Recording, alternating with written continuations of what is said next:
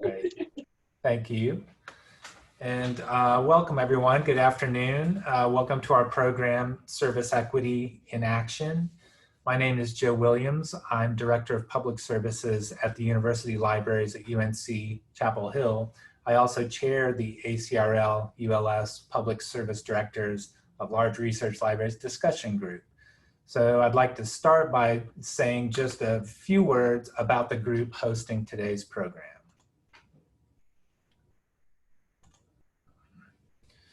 So we are a discussion group of the University Libraries section of ACRL. And as part of our charge states, we provide a collegial forum for members to share their best practices and to discuss and envision new programs and strategies. And the focus of our discussions is always centered around implications for large research libraries in particular. And our group membership has been defined loosely by the top 30 or so ARL libraries as ranked by size of enrollment. However, our meetings and discussions are open to all. So for all the newcomers here, please consider yourself very welcome at any of our events or programs, including our face-to-face discussion this coming summer in Chicago. And to give you some sense of these past discussions at the ALA annual meetings, our topics have ranged from making space for physical collections to student success initiatives, data-related services and practices, and efforts to support or to cultivate innovation and entrepreneurship. And we do have a large membership, and our program ideas come from our members, which then a small steering committee organizes. And I wanted to take just 1 second to thank the steering committee for their work this year, and most recently for putting this program together. And they are Jeffrey Archer, currently at McGill University, but very soon to be Dean of Libraries at Baylor University. Susan Goodwin from Texas A&M, Barbara Rockenbach from Columbia. So thank you all. And finally, just to learn more about our group, if you navigate to the ALA listserv pages using the link on the screen here and log in to that page, then you can click subscribe in the left-hand navigation and you'll be on our listserv, and so we'll be kept in the loop for future programs. And again, the ALA annual meeting is happening at the end of June this year in Chicago. So today's program idea grew out of discussions from last summer's meeting. And our topic, as you see, is service equity in action, public service projects and programs that seek to provide more equitable service for all. And just like in our face-to-face meetings, we've asked a few of our colleagues to start the discussion by briefly presenting some of the work they've done recently in this area. And then we're going to open the floor for others to ask questions. And just as importantly, to share information about your own work in this area. So again, after the presentation, you're invited to unmute your computer and talk. And you're welcome to share the screen at the bottom of your window to show slides or images or web pages. You're also welcome to post links and supplemental information in our chat window. And then we'll close with just a few minutes discussion about the 2020 annual meeting in hopes that today's discussion sparks some ideas for framing our conversation this summer. So in terms of program, here are our presenters who are going to get things started for us today. Susan Goodwin, Associate Dean for User Services at Texas A&M. Anu Vedantham, the Assistant University Librarian for Research Services at Princeton, and then Brenda Marston, Curator of the Human Sexuality Collection, and Christian Miller, ILR Research Librarian, both with Cornell University Libraries. So we're really happy to have all of you here to start our discussion around service equity in action. So first up, Susan, will you please get us started as soon as I unshare the screen? There we go. Hey. Thanks, Joe. Just let me share my screen. And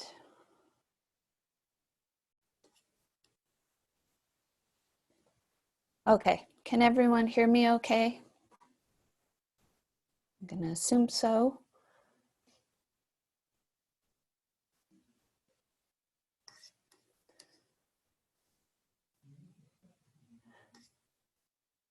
And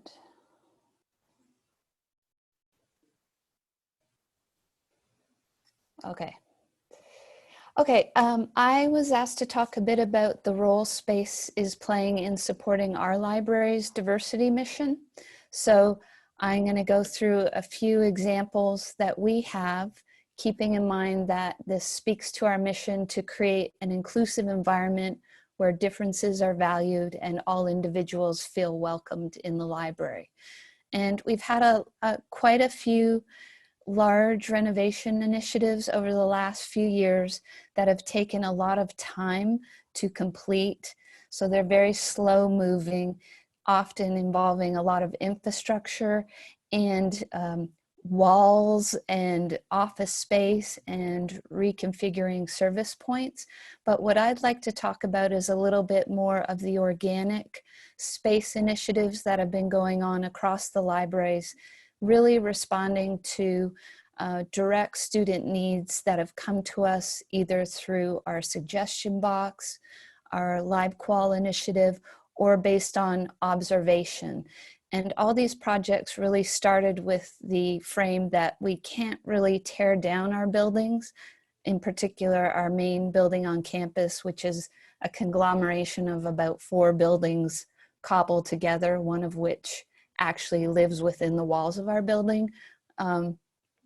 So how can we do some things and be nimble in order to respond to needs we're observing or hearing directly from our students?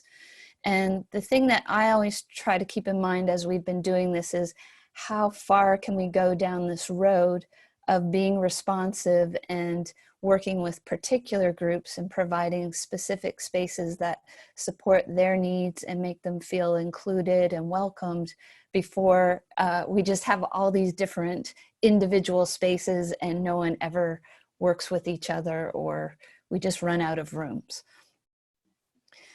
Okay, so moving on.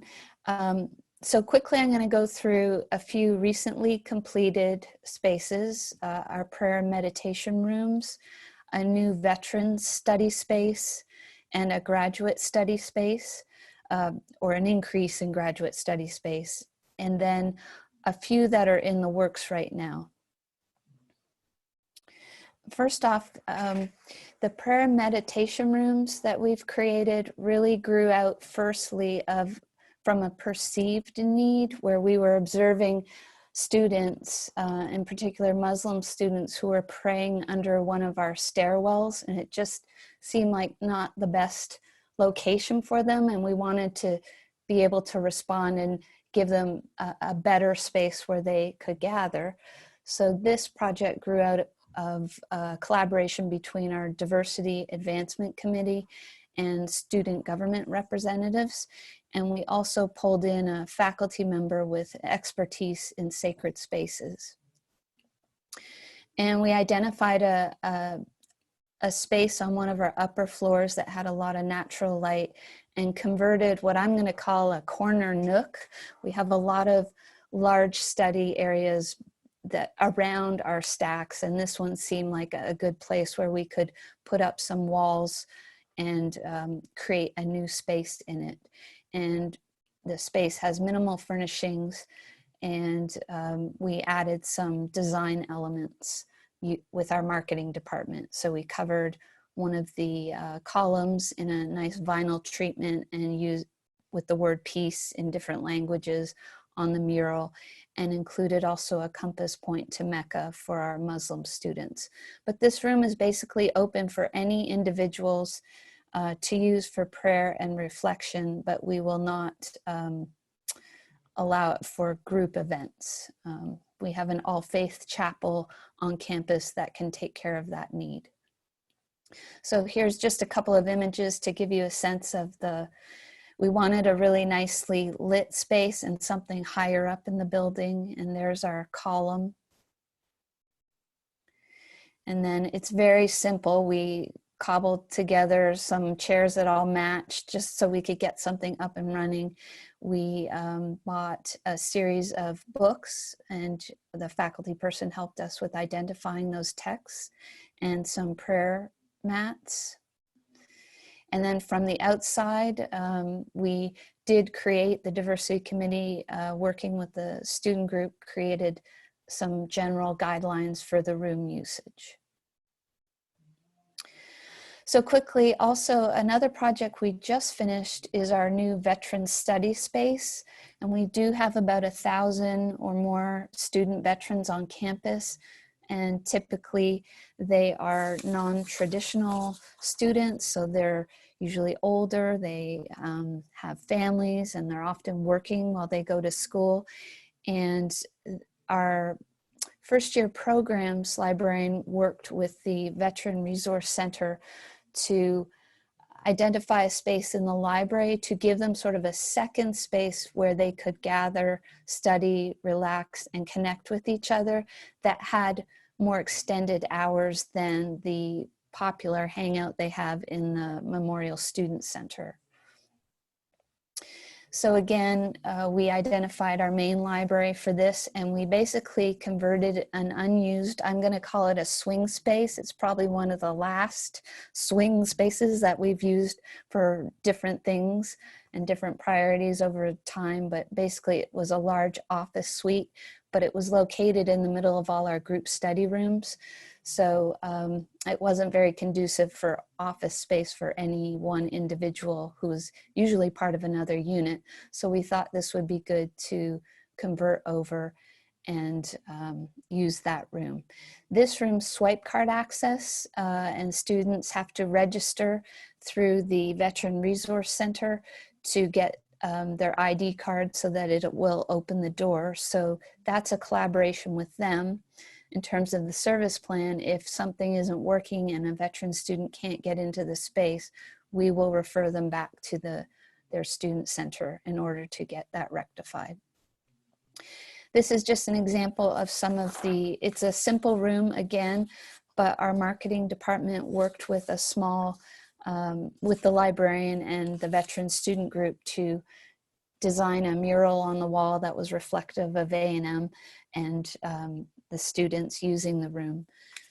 And also, if you see on the left, there's an interactive map that's magnetic so that they could create this sense of community. So students will designate on the map where they've served around the world, so that that map is growing as we speak. And then lastly, a recent conversion of some additional space in our main library was to graduate student space. Again, we have about 15,000 students on campus out of our 70,000 that are graduate and professional students. And our medical library has a really nice study space, 24/5 for graduate students. So this was sort of opening up a second space on campus in collaboration with our graduate student librarian.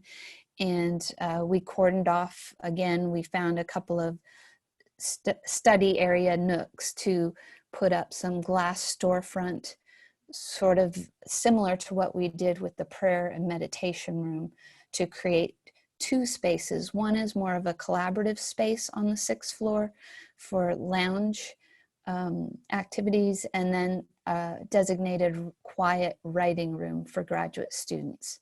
The nice thing about this space is that a lot of programming for our graduate students goes on, in particular in the lounge area.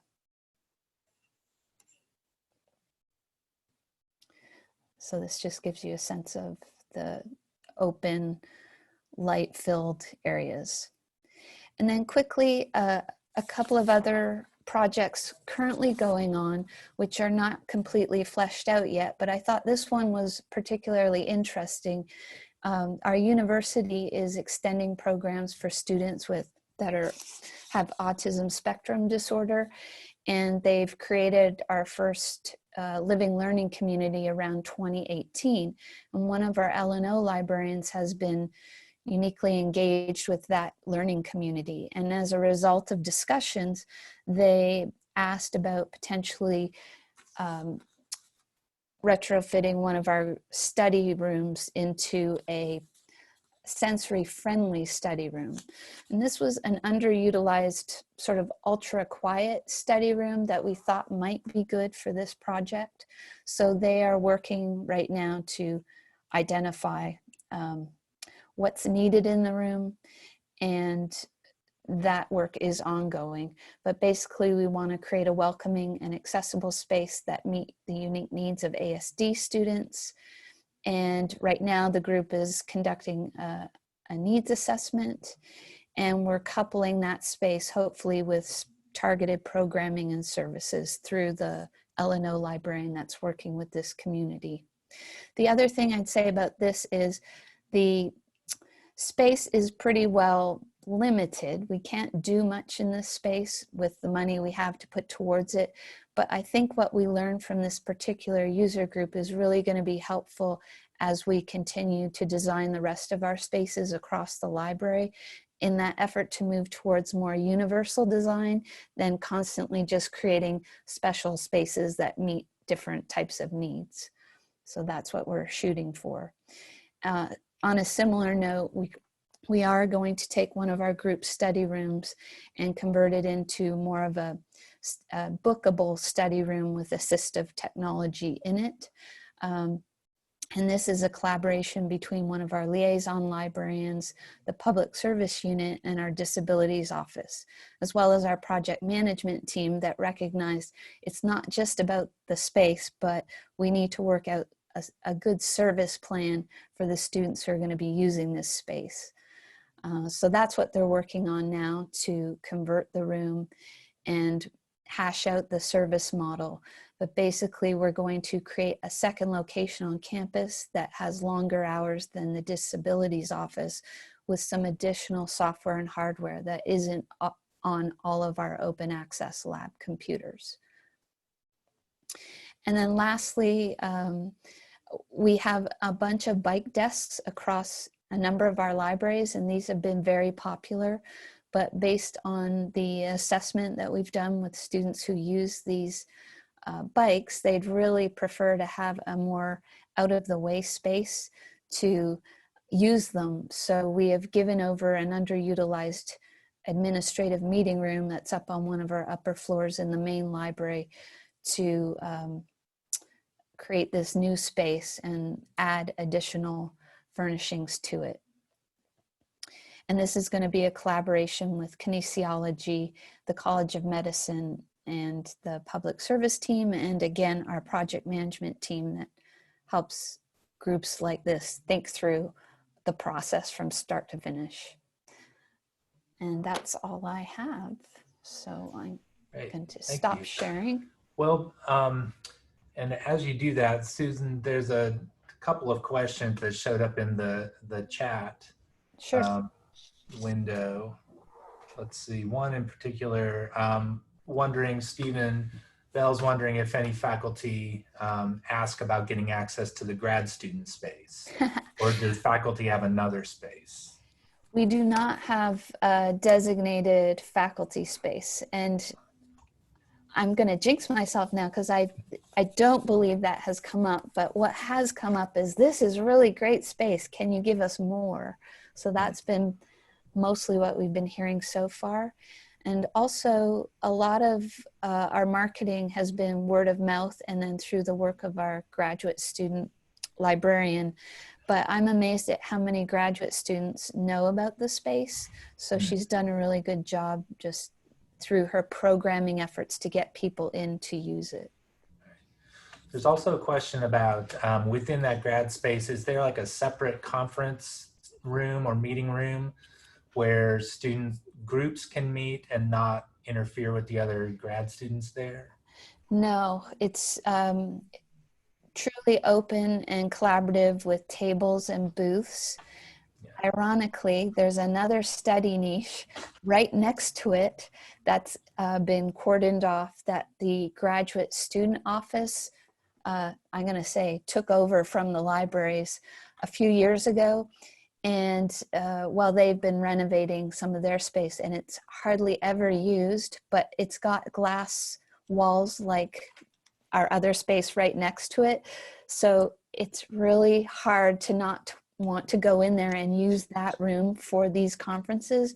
But right now it's behind a cordoned off door that requires a code, and we're not able to use it. The good news is that's going to be coming back to us in this next year. So I think we're looking at that space more for that kind of meeting room piece for the graduate students. Gotcha. You are getting some other questions here and comments in the chat, but I think in the interest of time, we could go ahead and ask Anu to start sharing her screen and her presentation. And maybe, Susie, you could respond to those questions either after the panelists are done or maybe in the chat window. Sure, thanks. Thanks. Okay, Anu. Oops, sorry, getting used to the arrows here. Oh, great. Hopefully everyone can hear me okay. It's going to be a little bit of a different set of topics. Thank you for the opportunity to share some ideas from the Princeton University Library. I'm going to be highlighting the work of 4 of my colleagues, and after the slides, I'll share some links for browsing afterwards. My presentation is titled Understanding the Full Range of Student Experiences, and I'm going to be talking about the different perspectives that Princeton students bring to our libraries and how we learn about and meet the range of needs.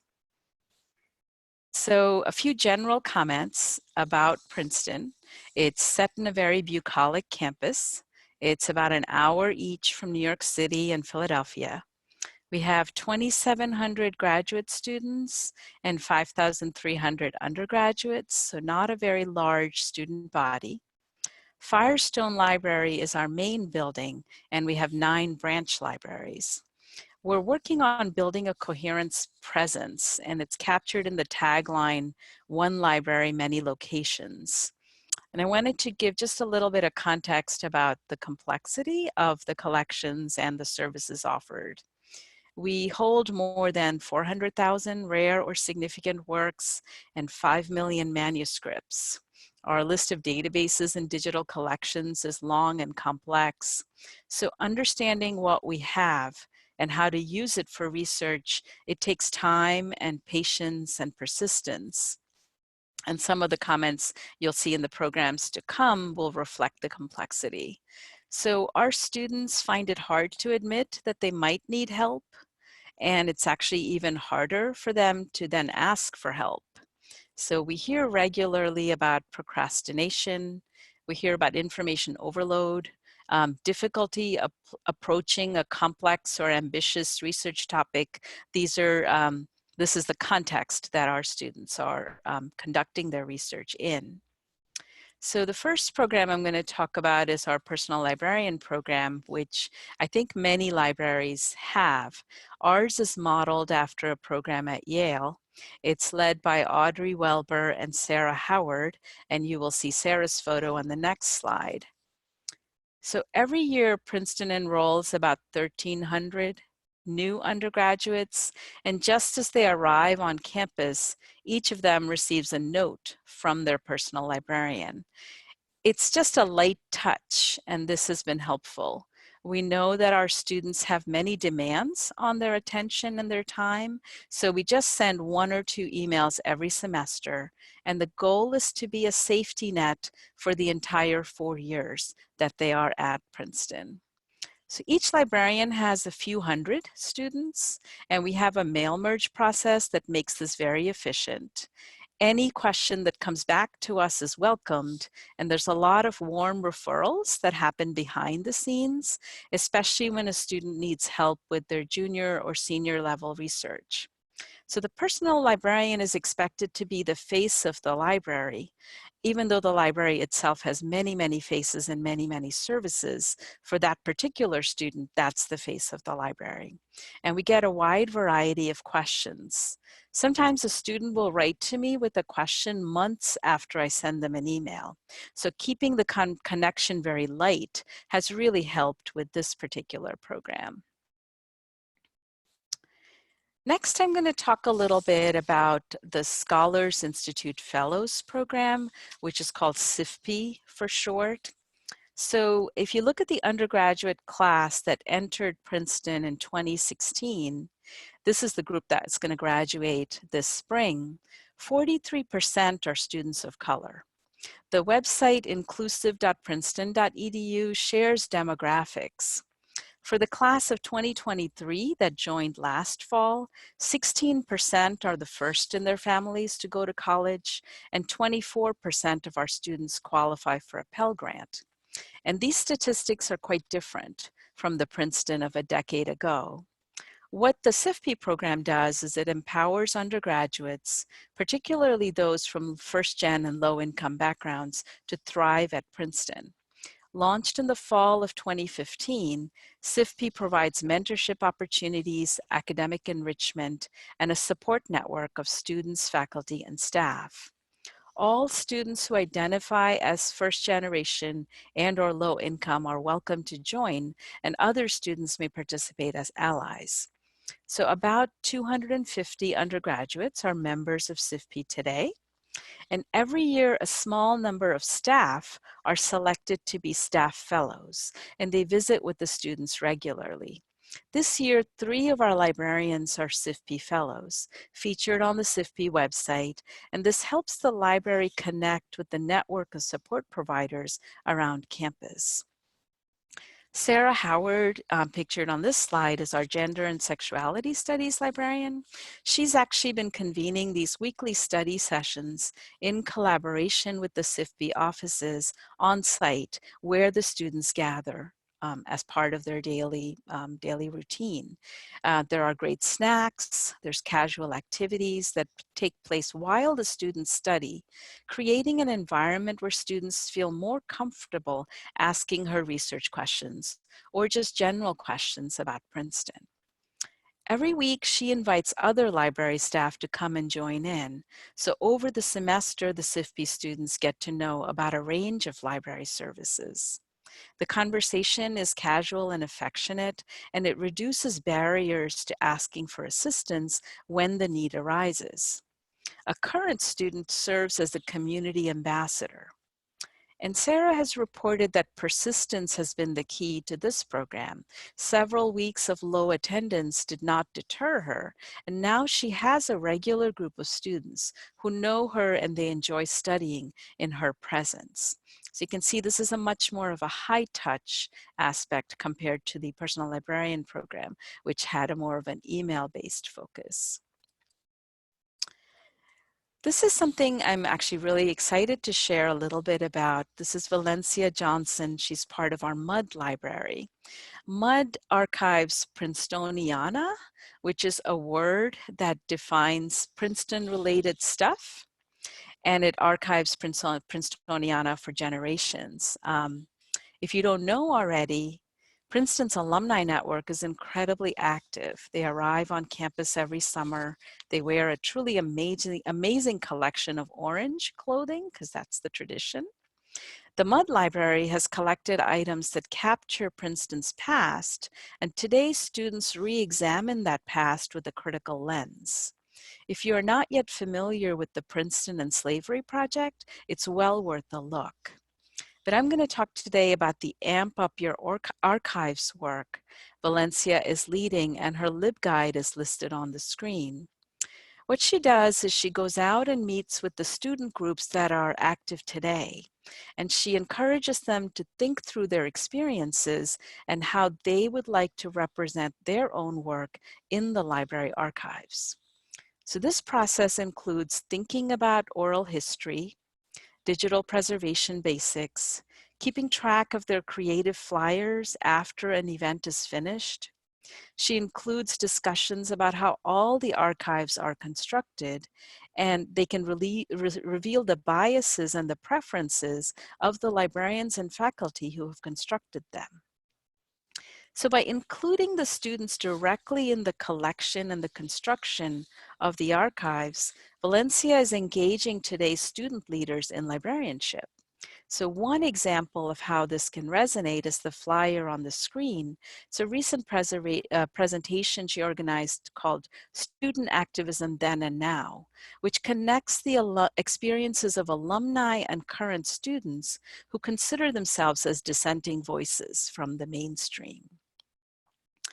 The last topic I'll take on is this idea of metacognition, the role of the library in helping students to manage themselves. In a series of recent focus groups and surveys, we heard loud and clear about student interest in self-management. Students recognizing that excelling in college is really difficult, and they need to find strategies that work specifically for them.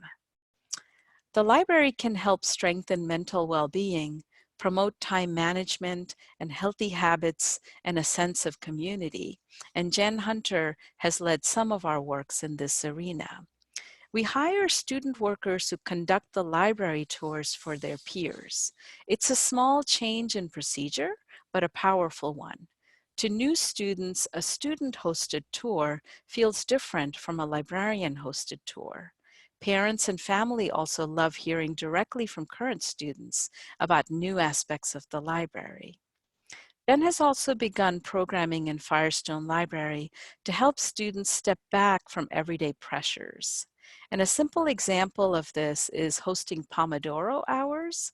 If you are not familiar with this technique, it uses a tomato timer to create a formal 5-minute break every 25 minutes. It's just a way to break up your studying so that there's a time to take a break, a time to reflect, a time to take a breath before moving on. Another simple idea is hosting study breaks with tactile activities, arts and crafts. Her recent study break involved creating diffusers for use with essential oils. So we hear from students that the library is where they come when they want to get stuff done. And they distinguish the library from the student union, from the cafe, from their dorms in very specific ways. Understanding what works for students takes careful listening, and the focus groups and surveys are helping us to become better listeners.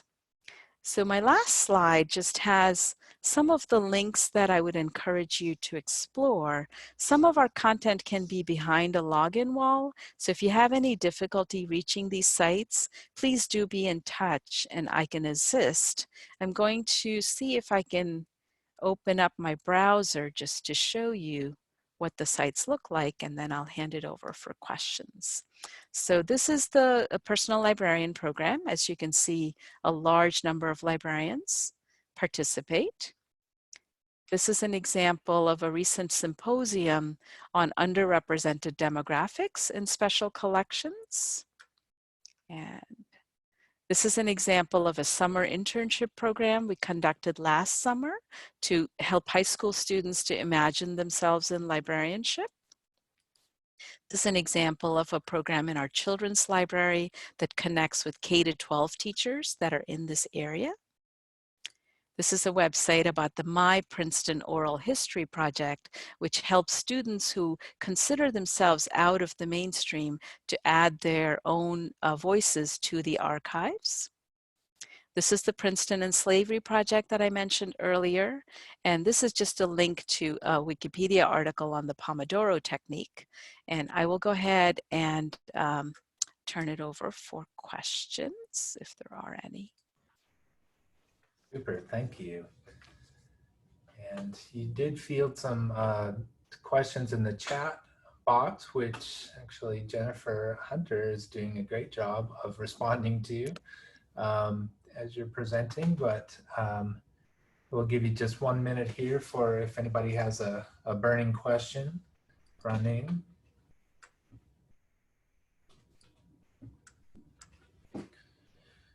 If not, then Perhaps Brenda and Christian can take the wheel.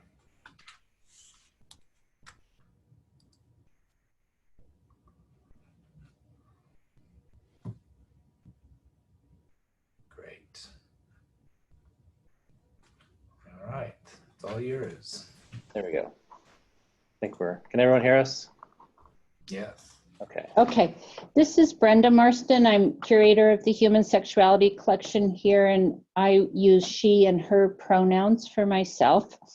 Our associate university librarian, Danny Ann Mizzi, asked Chris Miller and me to each share an outreach project that we started. We created them independently and focused on different audiences, but we both meant to create more comfort and sense of belonging for people entering our libraries.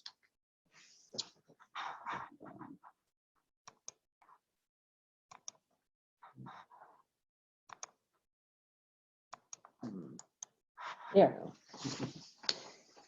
To start, Belonging at Cornell is the name of a new framework for advancing the university's diversity and inclusion goals. The idea is going beyond having diversity present to creating an environment where diverse people thrive, grow, lead, and have reasons to stay. This concept is embedded in one of Cornell University Library's 5 strategic priorities as well. The library will benefit from an expanding range of diversity and inclusion programs to develop a sense of belonging among all staff, faculty, and students. The theory behind this is that the whole is greater than the sum of the parts.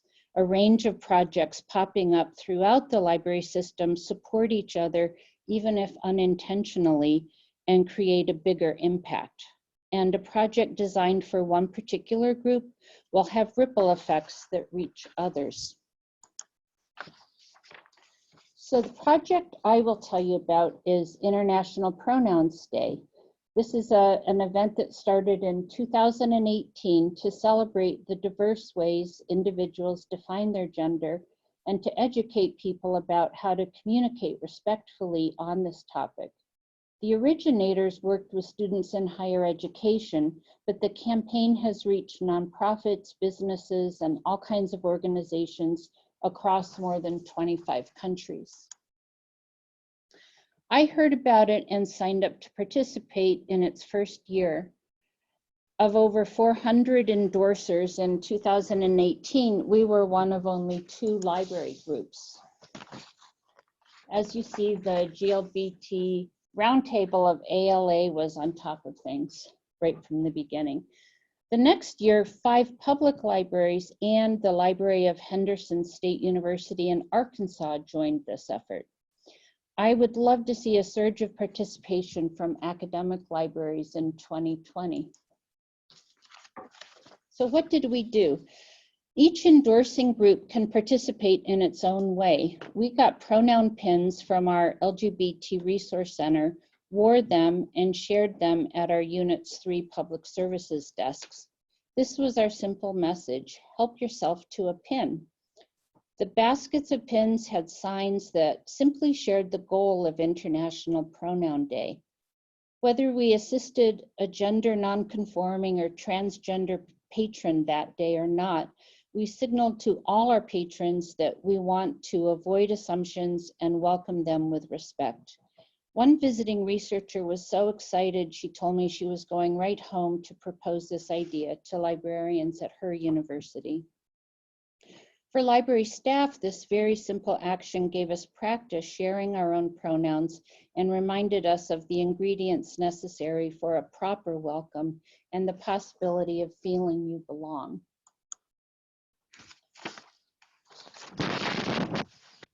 We also promoted the day with messages and images on social media. The next year, in 2019, the library held a workshop on the topic, and the row of pictures on the top right show library staff at that event. By sharing these photos on Instagram, we let our patrons know that we were educating ourselves. This event started in my unit, and other librarians who heard about it wanted to do the same thing in their unit, so it's a growing idea at Cornell. The International Pronouns Day website makes it super easy to participate, and I hope you do. And now we're jumping to Chris's project. Great. So thank you, Brenda. My name is Chris Miller, pronouns he, him, his. My brief program that I'll share with you on service equity involves our specialized outreach to our summer bridge program. So the Cornell version is called the Pre-Freshman Summer Program, or PSP for short. Each school at Cornell is responsible for their own cohort of students, including the ILR school, which is the Industrial and Labor Relations School, which is the unit that I am most closely affiliated with. I've been very lucky to have a regular time set aside for a library orientation for PSP students in the past. However, I could tell that the students in the past were not really engaged, especially before they have anything to apply it to. It's one of the first parts of their orientation. They come on campus and they're overwhelmed with so many things, and it just is obvious that, you know, trying to find a book in the library is not, because they don't have anything to apply it to, their number one thought at that time. So I did some research on engaging pedagogical practices, as well as needs of first generation and students from marginalized communities as they enter college, and wanted to redesign the experience to more directly address those needs. Much of the research is regarding the feelings of being an outsider and not feeling that they understand some of the hidden keys to success in college. So I set out to redesign the orientation to include many of these hidden keys as they relate to the library.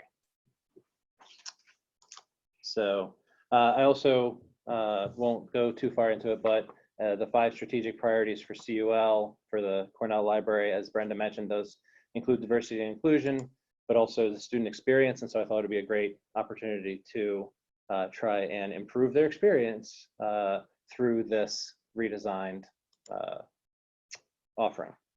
So redesigning starts with the tour. I know this is about the escape room program, but if you don't give the students some context, it won't make for a very good activity. You have to use the tour to plant the seeds for later on and break down those barriers and offer the quote unquote hidden aspects of the library.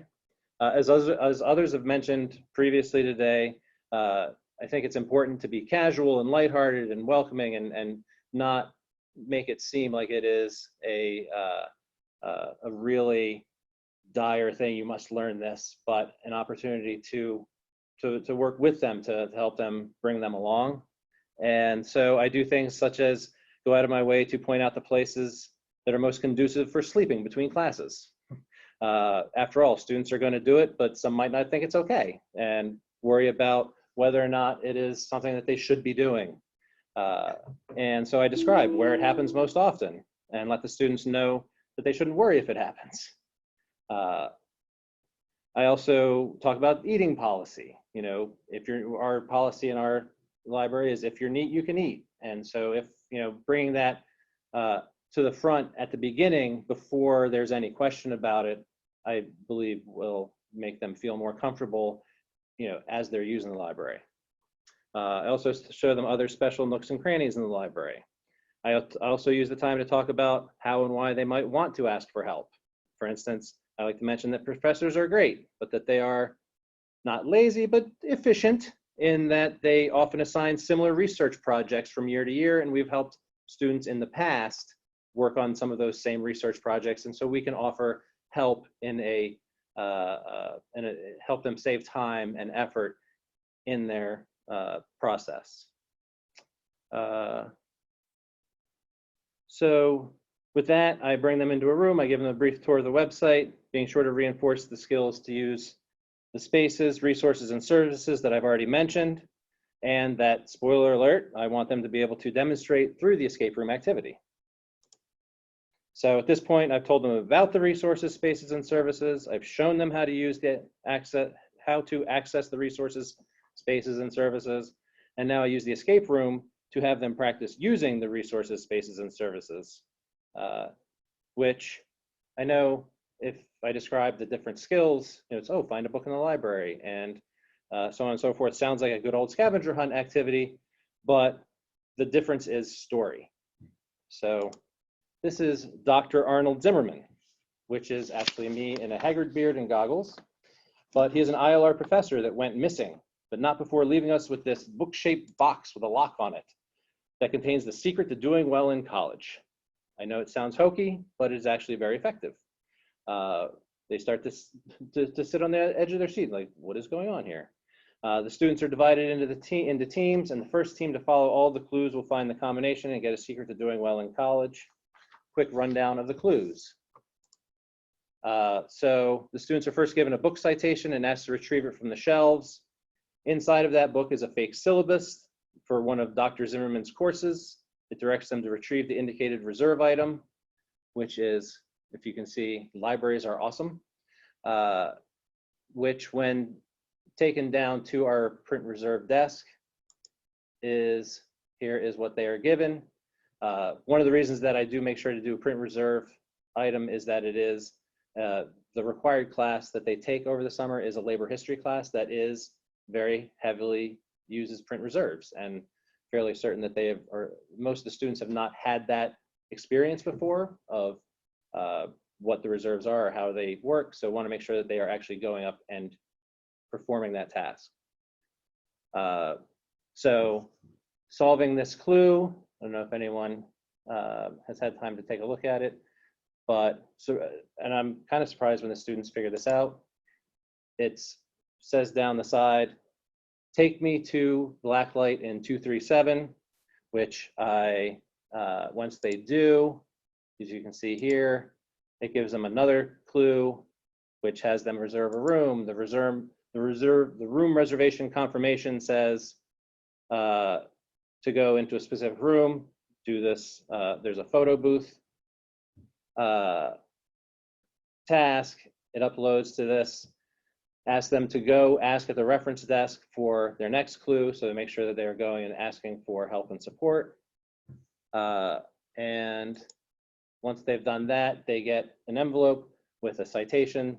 The only reason I don't think that they necessarily will be using the citation specifically, but it does give me an opportunity to give them a combination for the lock, which, as you can see, then is pinky.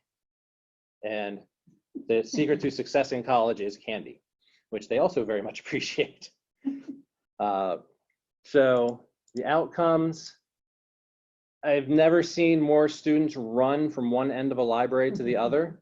I will say that the first time I ran this, then the second clue, one of the students I overheard say, I am so over this. And then, but before the end of the activity, she was also one of the ones that was running back and forth trying to solve the puzzles. And so that made me feel good. And then the other, again, this is not something that can really be, I don't feel measured as much, but I will say that the second year that I was getting ready to do this, there was a new director of multicultural affairs in ILR school, and he said, okay, we can't do this, we don't have time for it. And the program assistants who had been through the process the year before demanded that he include it in the orientation time again, and he relented and we did it again. So that, and you can see some of the just laughing excitement as they're using the space and everything. Here were our winners, and that's all I will share about that.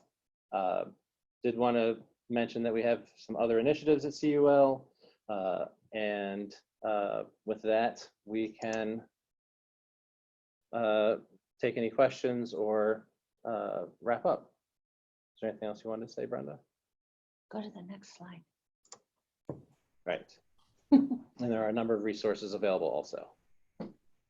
That's terrific. Thank you. Are there any questions here?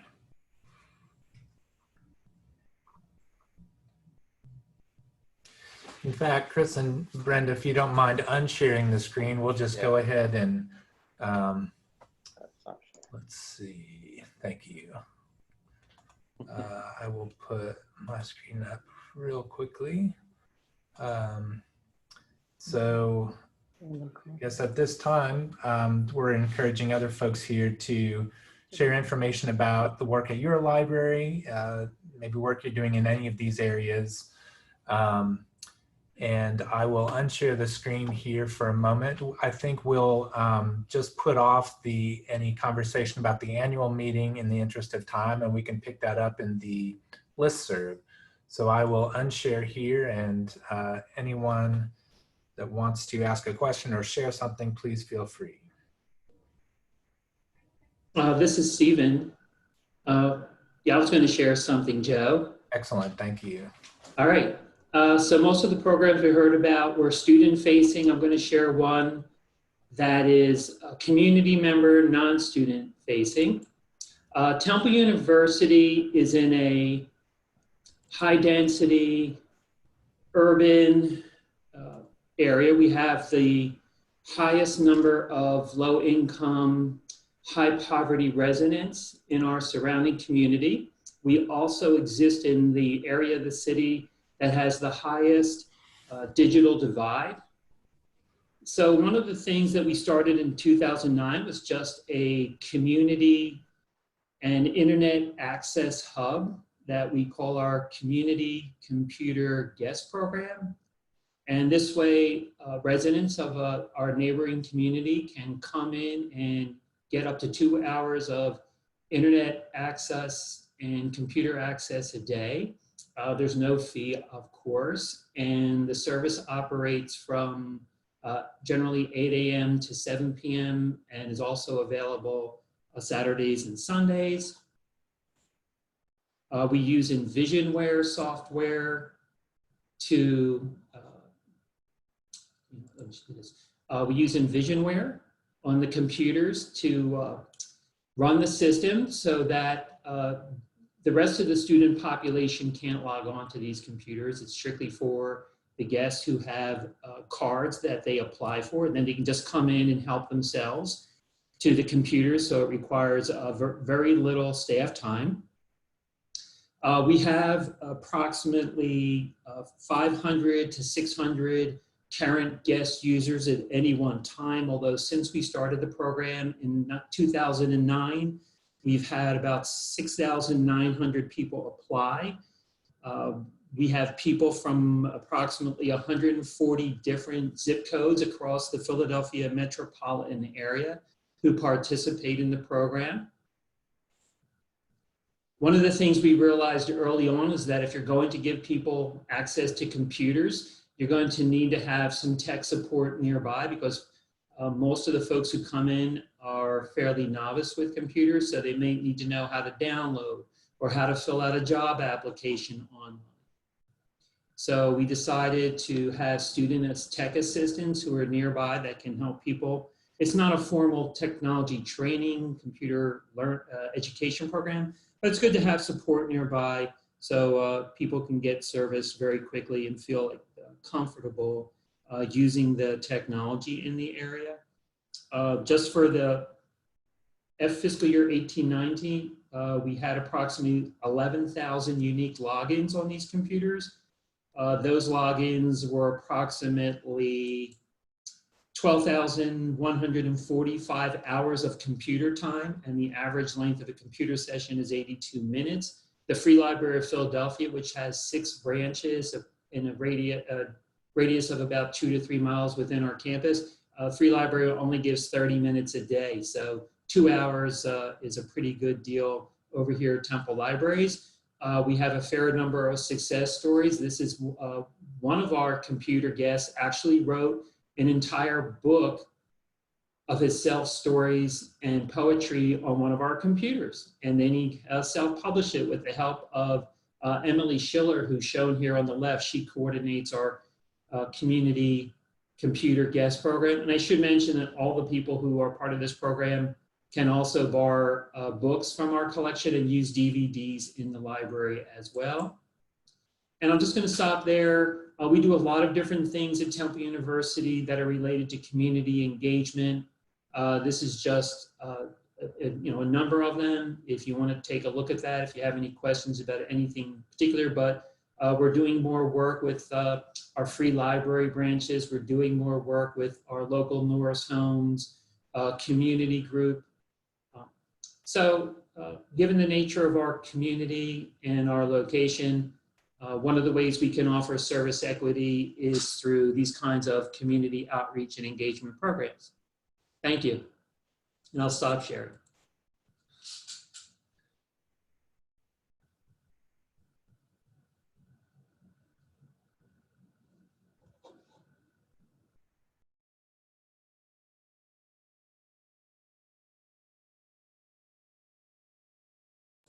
Back to you, Joe. Okay, thanks. And we've got about 4 minutes left if anyone else would like to jump in here.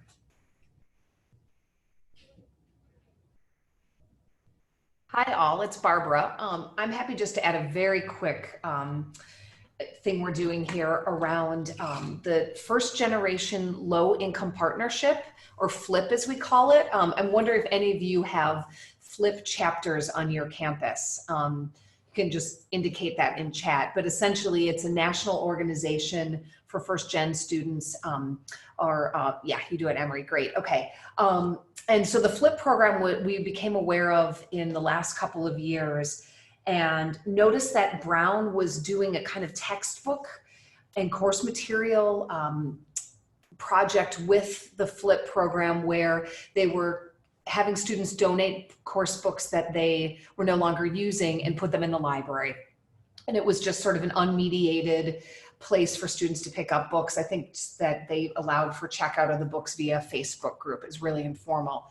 And so we started doing this a couple years ago and decided just this last semester to go ahead and catalog those books and put them in our catalog so that students can see what's available at the time of course book purchase, so that they can actually take these books out for the course of the semester and avoid some high textbook costs. So just wanted to mention that because it's been a really fun partnership with the student group, and also brought together a number of our librarians in a kind of hackathon, or I guess we'd call it a catalogathon, where we actually cataloged all of our FLIP books one Friday. And it, just been a kind of a nice way for us, particularly on a campus that hasn't really gotten interested in OER. It's been one way for us to at least think about deferring or cost avoidance around some textbook materials.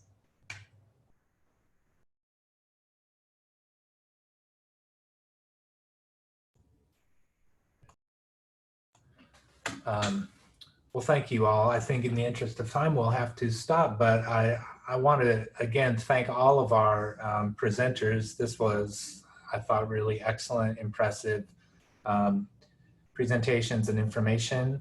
Again, I encourage everyone here to please join our listserv, and we'll be picking up the conversation on the listserv soon about kind of framing our discussion this summer.